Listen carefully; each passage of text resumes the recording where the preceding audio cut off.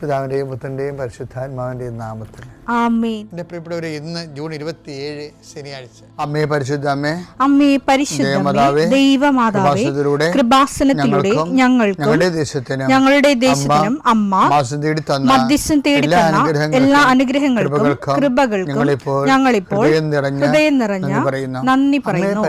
അമ്മേ പരിശുദ്ധമേ, ദൈവമാതാവേ, 2004 ഡിസംബർ 7 ഉച്ചകഴിഞ്ഞ് 2:30 കൃപാസനത്തിൽ സംഭവിച്ച അമ്മയുടെ പ്രത്യക്ഷപ്പെടലിനെക്കുറിച്ച് തിരുസഭയ്ക്ക് സമർപ്പിച്ചിരിക്കുന്ന പഠനരേഖകളുടെ മേൽ സഭാത്മകമായ പഠനം ആരംഭിക്കുവാൻ ഞങ്ങൾ പ്രാർത്ഥിക്കുന്നു.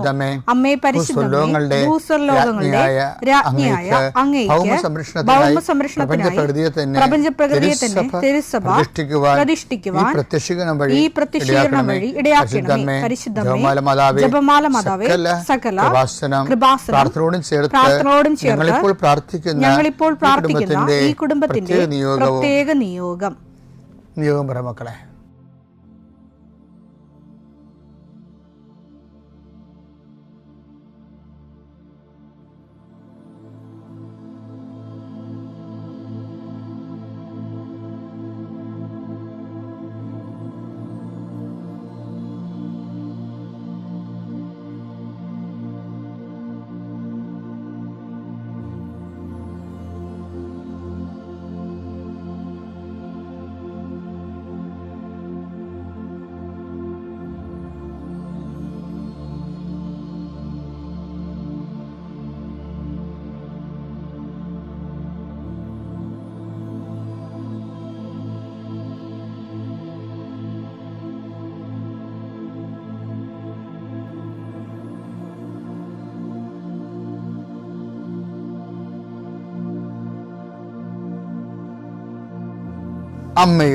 അമ്മയുടെ പ്രത്യക്ഷീകരണത്തിന്റെ ഈ അനുഗ്രഹവേളയിൽ ഞങ്ങൾക്ക് സാധിച്ചു തരുവാൻ കനിയണമേ.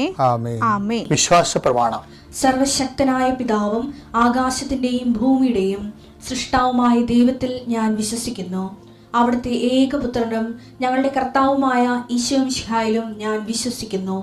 ഈ പുത്രൻ പരിശുദ്ധാത്മാവിനാൽ ഗർഭസ്ഥനായി കന്യകാമറിയത്തിൽ നിന്ന് പിറന്ന് പൊന്തിയോസ് പീലാത്തോസിന്റെ കാലത്ത് പീഡകൾ സഹിച്ച് കുരിശിൽ തറയ്ക്കപ്പെട്ട് മരിച്ച് അടക്കപ്പെട്ട് പാതാളങ്ങളിൽ ഇറങ്ങി മരിച്ചവരുടെ ഇടയിൽ നിന്ന് 3-ാം നാൾ ഉയർത്ത് സ്വർഗത്തിലേക്ക് എഴുന്നള്ളി സർവശക്തിയുള്ള പിതാവായ ദൈവത്തിന്റെ വലതുഭാഗത്തിരിക്കുന്നു. അവിടെ നിന്ന് ജീവിക്കുന്നവരെയും മരിച്ചവരെയും വിധിക്കുവാൻ വരുമെന്നും ഞാൻ വിശ്വസിക്കുന്നു. പരിശുദ്ധാത്മാവിലും ഞാൻ വിശ്വസിക്കുന്നു. വിശുദ്ധ കത്തോലിക്കാ സഭയിലും പുണ്യവാന്മാരുടെ ഐക്യത്തിലും പാപങ്ങളുടെ മോചനത്തിലും ശരീരത്തിന്റെ ഉയർപ്പിലും നിത്യമായ ജീവിതത്തിലും ഞാൻ വിശ്വസിക്കുന്നു. ആമേൻ.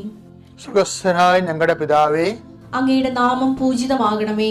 അങ്ങയുടെ രാജ്യം വരണമേ. അങ്ങയുടെ തിരുമനസ് സ്വർഗത്തിലെ പോലെ ഭൂമിയിലും ആകണമേ. അന്നു വേണ്ടുന്ന ആഹാരം ഇന്ന് ഞങ്ങൾക്ക് തരണമേ. ഞങ്ങളോട് തെറ്റ് ചെയ്യുന്നവരോട് ഞങ്ങൾ ക്ഷമിക്കുന്നത് പോലെ ഞങ്ങളുടെ തെറ്റുകൾ ഞങ്ങളോടും ക്ഷമിക്കണമേ. ഞങ്ങളെ പ്രലോഭനത്തിൽ ഉൾപ്പെടുത്തരുതേ, തിന്മയിൽ ഞങ്ങൾ രക്ഷിക്കണമേ. ആമേൻ. നന്മ നിറഞ്ഞ മറിയമേ, സ്വസ്തി. കർത്താവ് അങ്ങയുടെ കൂടെ സ്ത്രീകളിൽ അങ്ങ് അനുഗ്രഹിക്കപ്പെട്ടവളാകുന്നു. അങ്ങയുടെ ഉദരത്തിൻ ഫലമായി ഈശോ അനുഗ്രഹിക്കപ്പെട്ടവനാകുന്നു. പരിശുദ്ധ മറിയമേ, തമ്പുരാന്റെ അമ്മേ, പാപികളായ ഞങ്ങൾക്ക് വേണ്ടി ഇപ്പോഴും ഞങ്ങളുടെ മരണസമയത്തും തമ്പുരാനോട് അപേക്ഷിക്കണമേ. ആമേൻ. കർത്താവേ, നിന്റെ ഉന്നതമായ നാമത്തിന് സ്തോത്രം ചെയ്യുന്നു. കർത്താവേ, നിന്റെ വിശുദ്ധ പൗരോഹിത്യത്തെ മഹത്വപ്പെടുത്തണമേ. കർത്താവെ, സഭയിലുള്ള സാന്നിധ്യം പ്രകടമാക്കണമേ. 40 വർഷം ഞാൻ അർപ്പിച്ച കൃപാനയുടെ യോഗ്യതയാൽ കൃപാസന അൾത്താറെ ജീവനോടെ പ്രത്യക്ഷപ്പെട്ട പരിശുദ്ധ അമ്മയുടെ മാധ്യസ്ഥത്തിലെ ഞാൻ മക്കളെ ആശീർവദിക്കുന്നു. അങ്ങയുടെ മക്കൾ ഇന്ന് യാത്ര ചെയ്യുന്ന ഓരോ ഇടങ്ങളെ സംബന്ധിച്ച് പ്രാർത്ഥിക്കുന്നു. അങ്ങയുടെ മക്കൾ ഇന്ന് കണ്ടുമുട്ടുന്ന ഇടങ്ങളെ സമർപ്പിച്ച് പ്രാർത്ഥിക്കുന്നു. അങ്ങയുടെ മക്കൾ ഇന്ന് കണ്ടുമുട്ടുന്ന ഇടങ്ങളെ, കണ്ടുമുട്ടുന്ന വിഷയങ്ങൾ, സംസാരിക്കാൻ പോകുന്ന വിഷയങ്ങൾ, ആ സംസാരിക്കാൻ പോകുന്ന വിഷയങ്ങൾക്ക് ഒരു തീരുമാനം കിട്ടാൻ വേണ്ടി ഇന്ന് തീരുമാനം ഉണ്ടാകണമെന്ന് ആഗ്രഹിച്ച് പ്രാർത്ഥിക്കുന്നവരുണ്ട്. അവരെ സമർപ്പിച്ച് പ്രാർത്ഥിക്കുന്നു. കർത്താവേ, ഈ പ്രാർത്ഥന കൊണ്ട് ജീവിക്കുന്ന അനേകം മക്കളുണ്ട്. ഈ പ്രാർത്ഥന കൊണ്ട് തങ്ങളുടെ ജീവിതം തുടങ്ങുന്ന മക്കളുണ്ട്. ഉടമ്പടി പ്രാർത്ഥന ചൊല്ലിക്കൊണ്ട് അവസാനിപ്പിക്കുന്ന ജീവിതം സമാപിക്കുന്നവരുണ്ട്. അപ്പം അങ്ങനെ ഓരോ ദിവസത്തെ ജീവിതവും അവരെല്ലാം ആത്മാർത്ഥമായി പ്രാർത്ഥിക്കണം. കർത്താവേ, ഈശോയെ, ഏത് വിഷയത്തിന് വേണ്ടിയാണ് ഏത് കുടുംബം ഇപ്പോഴ് നിരാലംബമായിരിക്കുന്നത്, തങ്ങളെ രക്ഷിക്കാനോ സഹായിക്കാനോ ഈ സമയത്ത് ആരുമില്ലല്ലോ എന്ന് ഓർത്ത് വിഷമിക്കുന്നവരുണ്ട്. മക്കളെല്ലാം വിദേശ രാജ്യങ്ങളിലും ബന്ധപ്പെട്ടവർ വിദേശ രാജ്യങ്ങളിൽ രോഗികളായി കിടന്നിട്ട് നാട്ടിലുള്ളവർ അവരോർത്ത് കൈകാലോട്ട് അടിക്കണ പോലെ വിഷമിക്കുന്നവരുണ്ട്. അവരെയെല്ലാം അമ്മേ, സഞ്ചാരി മാതാവേ, സമയത്തിൻ്റെ അധികാരി, ഈ ഒറ്റ പ്രാർത്ഥന കൊണ്ട് ഞങ്ങളുടെ കൺമുൻപിൽ നിന്ന് മറഞ്ഞ് അന്യരാജ്യങ്ങളിൽ വേദനപ്പെടുന്ന ഞങ്ങളുടെ ബന്ധുക്കളെ നീ സ്പർശിക്കണം. കൂട്ടുകാരെ, ഞങ്ങളുടെ പ്രാർത്ഥന ആവശ്യപ്പെട്ടുള്ളവരെ നീ സ്പർശിക്കണം. കർത്താവേ, ഇപ്പോൾ പ്രാർത്ഥിക്കുന്നത് ജീവിതമാർഗങ്ങൾ പല മേഖലകളിൽ ജീവിതം ആരംഭിക്കുന്നുണ്ട്. കട, കമ്പോളങ്ങൾ, ഏജൻസികൾ, കന്നുകാലി വളർത്തലുകൾ, ഇങ്ങനെ ജോലികൾ, കമ്പനി നടത്തുന്നവർ, ഇങ്ങനെ എന്തെല്ലാം കാര്യങ്ങൾക്ക് വേണ്ടി ഓരോ വരുമാന മാർഗം കണ്ടെത്തിയിരിക്കുന്നവർക്ക് അത് നഷ്ടപ്പെടാൻ ഇരിക്കാൻ വേണ്ടി കർത്താവിൻ്റെ നാമത്തിൽ പ്രാർത്ഥിക്കുന്നു. കർത്താവേ, നിൻ്റെ നാമത്തെ മഹത്വപ്പെടുത്തണമേ. കർത്താവെ, സഭയിലുള്ള സാന്നിധ്യം പ്രകടമാക്കണമേ. അമ്മേ, പരിശുദ്ധമ്മേ, ദേവമാതാവേ, ആരെല്ലാം ഇപ്പോൾ ഉണർന്നെന്ന് പ്രാർത്ഥിച്ച് ഈ പ്രാർത്ഥനയോട് ചേരുന്നുണ്ടോ, ആരെല്ലാം ഈ പ്രാർത്ഥനയിൽ ആശ്രയിക്കുന്നുണ്ടോ, അവരെ എല്ലാം നീ ആശീർവദിക്കണം. എൻ്റെ കർത്താവിൻ്റെ ഉന്നതമായ നാമത്തിൽ, സഭയുടെ അധികാരത്തിൽ, കുരിശിൻ്റെ അടയാളത്തിൽ, ദൈവത്തിൻ്റെ ശക്തിയാൽ ഈ ദിവസം കർത്താവ് നിങ്ങളെ അനുഗ്രഹിക്കുകയും ആശ്വസിപ്പിക്കുകയും ചെയ്യട്ടെ. എൻ്റെ പ്രിയപ്പെട്ടവരെ, പിന്നെ യോഹന്നാൻ 6:6 വചനമുണ്ട്. വേറൊരു വചനമായിട്ട് കണക്ട് ചെയ്ത് തരാം. അപ്പം നിങ്ങൾക്ക് കുറച്ചുകൂടി ഉൾക്കാഴ്ച കിട്ടും. യോഹന്നാൻ 6:6 എടുത്തേ. അവനെ പരീക്ഷിക്കാനാണ് യേശു ഇങ്ങനെ ചോദിച്ചത്. അവനെ പരീക്ഷിക്കാനാണ് ഈശോ അങ്ങനെ പറയണത്. നിങ്ങൾ തന്നെ അപ്പം കൊടുക്കാൻ പറയണം. പക്ഷെ നിങ്ങൾ തന്നെ അപ്പം കൊടുക്കാൻ ഈശോ ഉദ്ദേശിക്കുന്നില്ലായിരുന്നു. എന്താ കാര്യം? എന്ത് ചെയ്യണമെന്ന് അത് വായിച്ചേ. യോഹന്നാൻ 6:6 എന്തു ചെയ്യണമെന്ന് യേശു നേരത്തെ മനസ്സിൽ കരുതിയിരുന്നു. യേശു നേരത്തെ മനസ്സിൽ കരുതിയിരുന്നു. അപ്പം ഇത് സിമ്പിളായിട്ട് എല്ലാ പ്രഭാഷകന്മാരൊക്കെ ഇടയ്ക്ക് പറയുന്നൊരു വചനമാണ്. കാര്യം നമ്മൾ ഉൾക്കൊള്ളപ്പെടേണ്ട കാര്യമില്ല. നമ്മൾ എന്ത് ചെയ്യണമെന്നുള്ളത് കർത്താവിന് നമ്മളെക്കുറിച്ചൊരു കരുതലും പദ്ധതിയൊക്കെ ഉണ്ട്. അങ്ങനെ പറയാറുണ്ട്. ശരിക്കും പ്രഭാഷകർ പറയാറുണ്ട്. ഞാനിവിടെ അതല്ല പറയാൻ ഉദ്ദേശിക്കണത്. ഞാൻ ഉദ്ദേശിക്കണതെന്ന് വെച്ച് കഴിഞ്ഞാൽ, ഇപ്പം മനസ്സിൽ കരുതിയിരുന്നെന്ന സംഭവമില്ലേ, എന്താണ്? എന്ത് ചെയ്യണമെന്ന് യേശു നേരത്തെ മനസ്സിൽ കരുതിയിരുന്നു. അപ്പോൾ ഈ വിഷയത്തിൻ്റെ 2 വാക്കുകൾ പ്രധാനപ്പെട്ട. ഒന്ന് നേരത്തെ, അതായത് നമ്മുടെ ജീവിതത്തിൽ ഒരു പ്രശ്നം ഉണ്ടാകണമെന്ന് മുമ്പ് തന്നെ ആൻസർ ഉണ്ടെന്നതിൻ്റെ അർത്ഥമേ. നമ്മുടെ ജീവിതത്തിലൊരു പ്രശ്നം, ഇപ്പം നിൻ്റെ ജീവിതത്തിലൊരു പ്രശ്നം, ഇപ്പം നിൻ്റെ ഭാര്യയുമായിട്ട് നീ വഴക്കിട്ടിരിക്കുകയാണ്, ഭർത്താവുമായിട്ട് അകന്നിരിക്കുകയാണ്, ഒരു പ്രശ്നം ഉണ്ടായി. ഇതിനൊരു പരിഹാരം ഈശോയുടെ മനസ്സിലുണ്ട്. ഇതിനെന്തെങ്ങനെ ഇത് പരിഹരിക്കേണ്ടതെന്ന് ഈശോയ്ക്ക് നീ കല്യാണം കഴിക്കണ മുമ്പ് തന്നെ ഈ വിഷയത്തെക്കുറിച്ച് ഐഡിയ ഉണ്ട്. അപ്പോൾ ഒരു പ്രശ്നം ഉണ്ടാകുമ്പോൾ ചാടരുത്. പ്രശ്നം ഉണ്ടാകുമ്പോൾ അത് പരിഹരിക്കുന്ന ഇടത്താണ് പോകേണ്ടത്. കാര്യം നേരത്തെ ഇതിൻ്റെ പരിഹാരം അറിയാവുന്ന ഒരാളേ ഉള്ളൂ, അത് ഈശോയാണ്. മനുഷ്യൻ്റെ പ്രശ്നങ്ങളെ നേരത്തെ അറിയാവുന്നതും അതിൻ്റെ പരിഹാരം അറിയാവുന്നതും ഒരാളേ ഉള്ളൂ ബൈബിളല്ല ഏത് പുസ്തകത്തിൽ നോക്കിയാലും ക്രിസ്തു മാത്രമേ ഉള്ളൂ നിൻ്റെ വിഷയം നേരത്തെ അറിയാവുന്നത്. അത് നമുക്ക് വല്ലാത്ത ആശ്വാസമാണ്.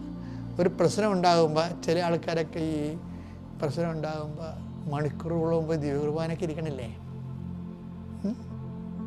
അതെന്താ കാര്യം? ഈ പ്രശ്നത്തിൻ്റെ പരിഹാരം ഞാൻ എപ്പോഴും ഈശോനെ ആകാര്യത്തിൽ വട്ട വരച്ച് നിർത്തുന്ന ആളാണ്.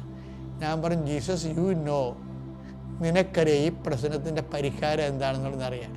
ഞാൻ ചാടിക്കയറി വല്ല പരിഹാരം ചെയ്ത് കുളവാക്കേണ്ട കാര്യമില്ല. അതുകൊണ്ട് ഇത്രയും വേഗം ഈ വിഷയത്തിൻ്റെ മേൽ ത്രെഡ് എനിക്ക് തരണം, നീ ഈ വിഷയം ഇടപെട്ടണം.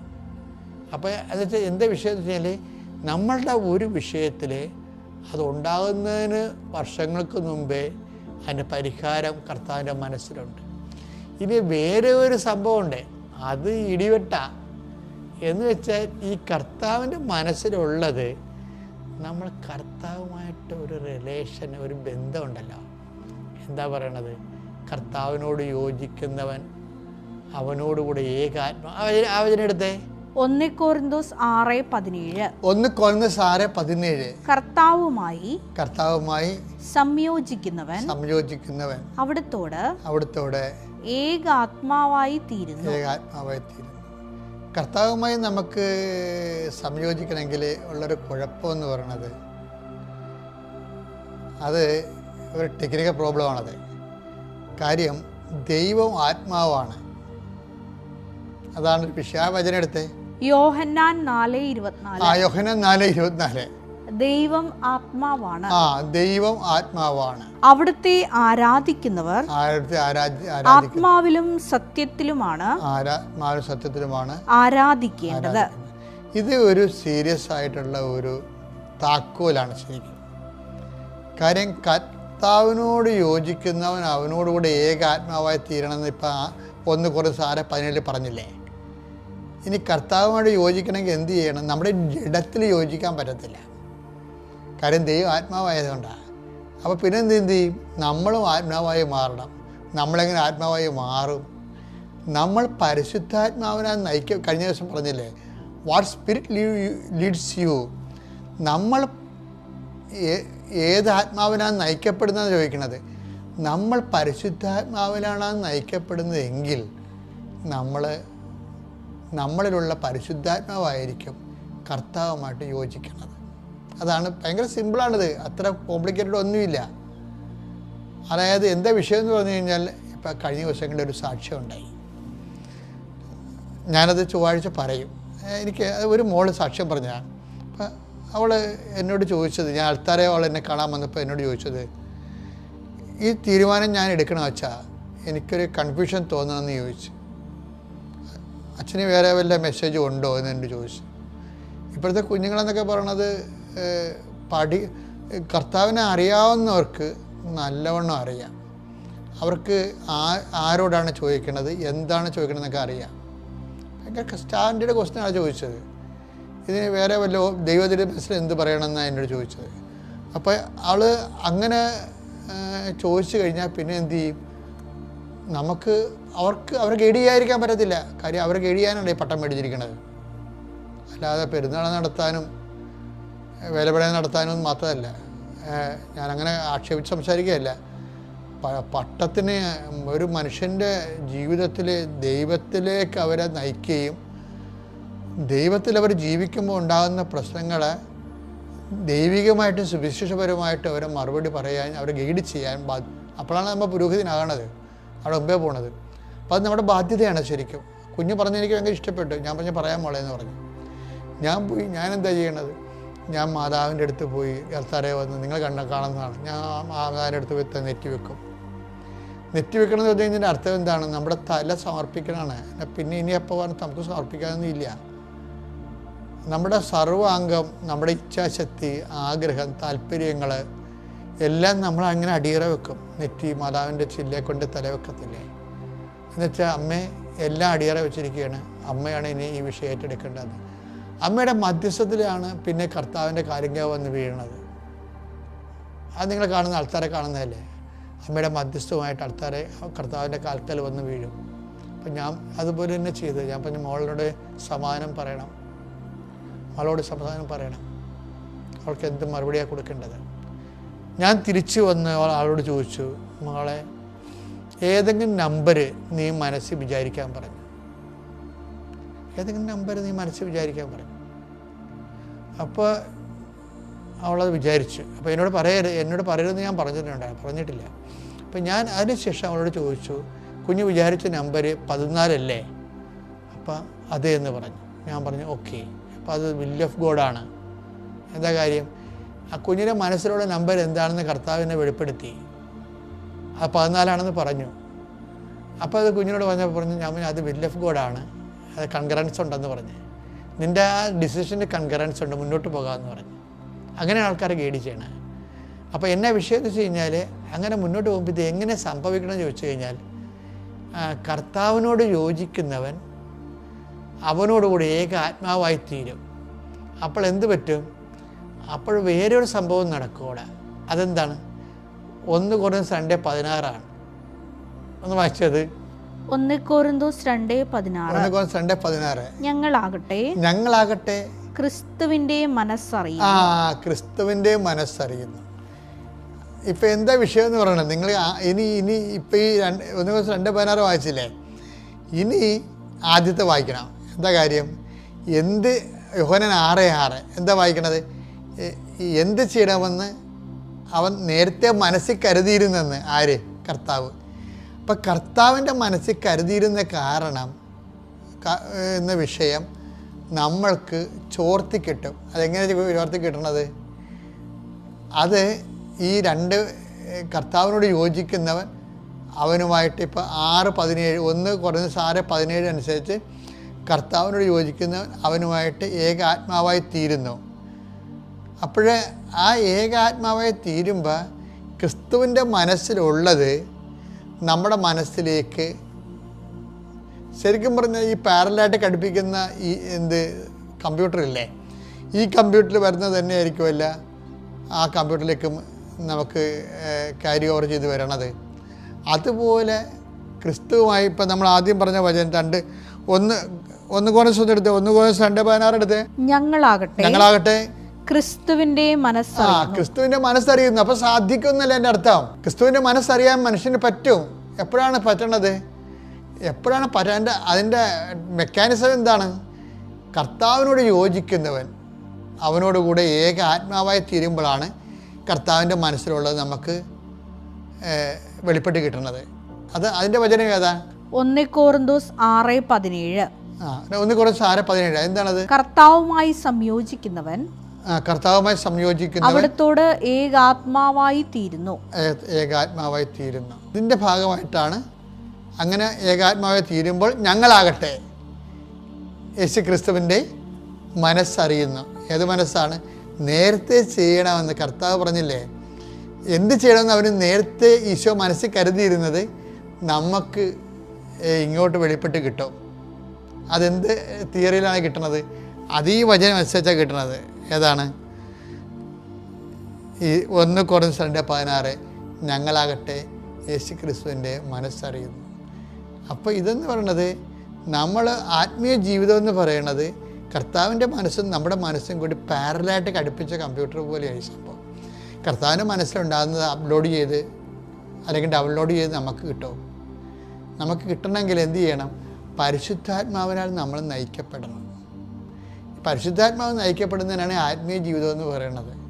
അല്ലാത്തതൊക്കെ ആചാര ജീവിതമാണ്. പല ആൾക്കാരും ആത്മീയ ജീവിതം എന്നും പറഞ്ഞ് അനുഷ്ഠിച്ച് കൂട്ടുന്ന എല്ലാം ആചാര ജീവിതങ്ങളാണ്. അത് ആത്മീയ ജീവിതം അല്ല. ശരിക്കും പറഞ്ഞാൽ ആഴമുള്ള ആത്മീയ ജീവിതത്തിലേക്ക് വരാൻ വചനം നമ്മളെ വെല്ലുവിളിക്കുന്നുണ്ട്. വചനത്തിൻ്റെ വിളി കേട്ടുകൊണ്ട് മുന്തിയ നിലവാരമുള്ള കർത്താവിൻ്റെ സഹശുശ്രൂഷകരായി നമുക്ക് വളരാം. പിതാവിൻ്റെയും പുത്രൻ്റെയും പരിശുദ്ധാത്മാവിൻ്റെയും നാമത്തിൽ.